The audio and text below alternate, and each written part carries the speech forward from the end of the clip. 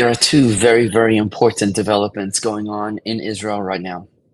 Just last night, Israel began its ground incursion into Gaza City, the last stronghold of Hamas terrorists in Gaza. At the same time, the Houthis are firing missiles at Israel from Yemen. Right here, we see the insane double standard of the world. All eyes of the United Nations are focused on Gaza, and the eyes of the United Nations are blind to the indiscriminate attacks from Yemen, which now are using weapons that are actually banned by international law. Watch This Explained by former IDF spokesperson Jonathan Concricus. All right, welcome back. Israeli airstrikes hitting an area near the Yemen presidential complex and Houthi missiles bases in the capital of Sana'a earlier today. According to Israeli officials, the strikes coming just days after Yemen's Iran-backed Houthi rebels fired cluster munitions towards Israel. Amid this, Israel pushing ahead, entering its first stages of a planned assault of Gaza City after approving a plan to take it over that includes calling up to 60,000 reservists for an expanded military operation. So here to discuss this and a lot more is retired Lieutenant Colonel and former spokesperson for the IDF Senior Fellow at the Foundation for the Defense of Democracy, Jonathan Concricus. Great to have you here. Welcome to Sunday Report. Let's get to this. An Israeli Air Force investigation in Friday's night, they had a ballistic missile attack there from Yemen. It's found that for the first time, the Houthis have used projectile with a cluster bomb warhead. What do you make of this? I mean, are we getting to a new stage of this war?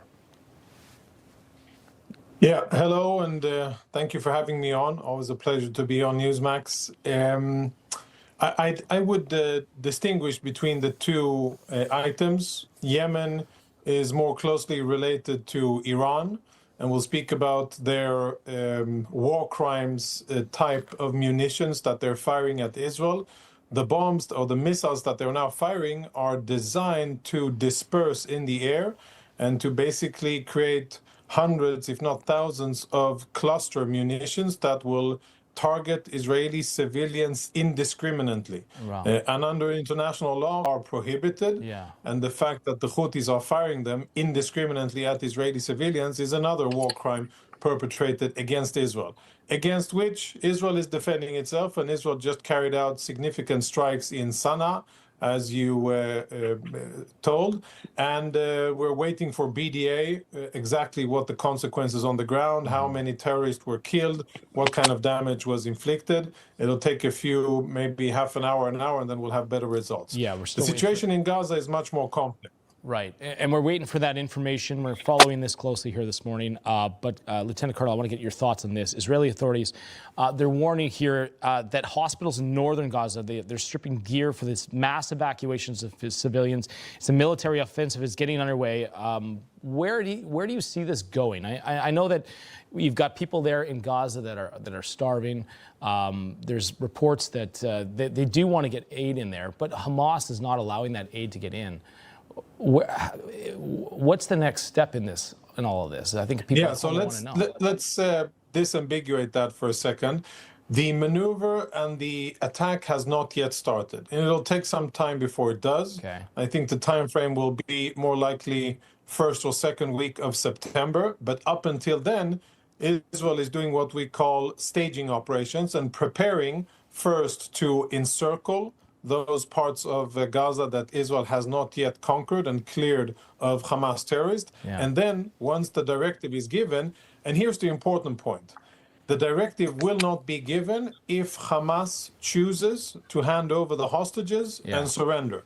And that is what Israel is waiting for the three countries that support Hamas and keep Hamas alive, which is Egypt, Qatar, and Turkey, for them to tell Hamas that the game's up and that they need to hand over the hostages. Otherwise, the Israelis will go in and take over Gaza City. Right. And it can be avoided, and I think it should be avoided. And I think that Hamas, out of a concern for Gazans, out of a concern for themselves, they should do that. But if they don't, Israel is now ready and staging to go in and do what's necessary in order to eventually defeat Hamas and bring back safety to Israelis. I want to get your thoughts here because there's a lot of talk about recognizing it as a Palestinian state. You've got these Europeans like the UK, France, they want to formally now recognize a Palestinian state. Israeli Prime Minister Benjamin Netanyahu, he had some harsh words for that plan, and he's actually praising President Trump. Watch.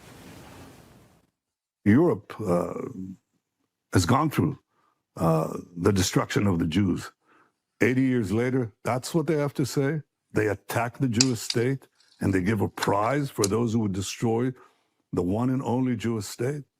Shameful. I think we've been very fortunate to have a leader in the United States who doesn't act like the European leaders, who doesn't succumb to this stuff. So your take on that, you've got these other countries that we're allies with that are saying, well, we're going to recognize this as a Palestinian state. Does that now create tension between our allies? Yeah, there's so much to say about it. It is so disconnected from reality. And sadly, if these European countries would actually take the time and listen to people on the ground, to Israelis and to Palestinians, they would understand that nobody is interested in that type of solution anymore. That's a thing of history, of the past, and the Palestinians don't want that. Israelis, after October 7, I think, have become disenfranchised with the entire idea, and I think are much more realistic.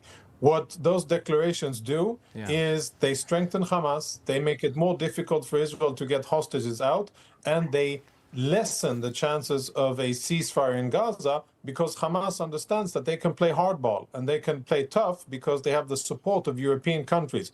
So very, very unproductive, very detrimental to Palestinians, because what this does is keeps Hamas alive. It keeps Palestinians under Hamas's oppression, and it puts us further away from actually solving the situation. And solving the situation means getting rid of Hamas. And if European countries are declaring that they're going to recognize a Palestinian state, who's going to benefit from that politically? Obviously Hamas. That's the argument. Is Hamas, is this a win for them? And are they now recognizing? It's a win for Hamas. Exactly. We have to leave it there. Lieutenant Colonel of the IDF, Jonathan Concricus, thank you so much for coming on. We appreciate it. Thank you.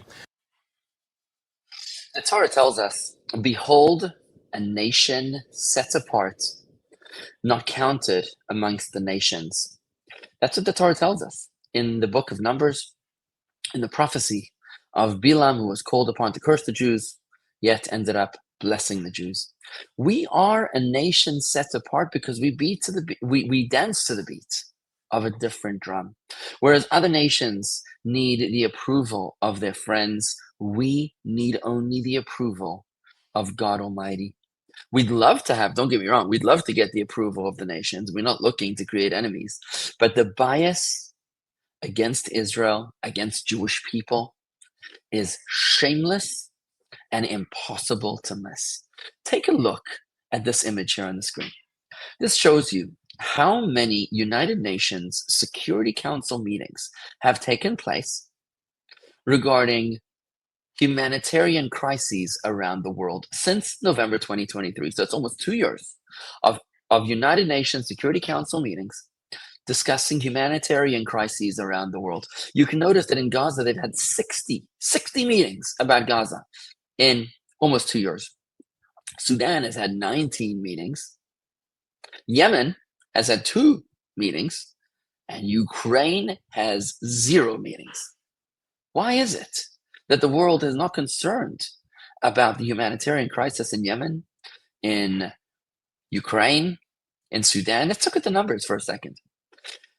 Supposedly, the alleged hunger that is affecting Arabs in the Gaza Strip is affecting a mere 640,000 people, whereas the collective of humanity that is suffering from humanitarian food crises is so much more than that 640,000. Than in Gaza, it's 215.9 million. It's almost 216 million people around the world in these countries listed that are facing food insecurity, that are facing famine conditions. Yet the United Nations spends a whopping 60 meetings talking about Gaza, and almost no time talking about the rest of the entirely disproportionate amount of nations and people that are suffering from food insecurity. Sudan, compared to the 640,000 that are allegedly struggling with food insecurity, even though Israel's brought more food into Gaza than ever, even before the war. Compared to those 640,000 in Gaza, there's in Sudan 24.6 million people struggling with famine. In Yemen, firing rockets on Israel, there are 17 million struggling with famine conditions. Yet, the United Nations bias is shameless and impossible to miss. We don't need the support of nations because we know that we have the support of God Almighty. And as long as we have the courage to invite God to the theater of war, to invite God into our lives, into our homes, into our schools, and into our country, it's then that we know that God Almighty will intervene. And just like God carried our forefathers out of the bondage of Egypt through the Red Sea, and over 40 years through the desert under impossible and dire circumstances, God will carry us through these vicious and venomous foes who are trying so hard to destroy us, because ultimately God always wins the battles, and we need to make sure that we know the right side to be on. I'm Israel Chai.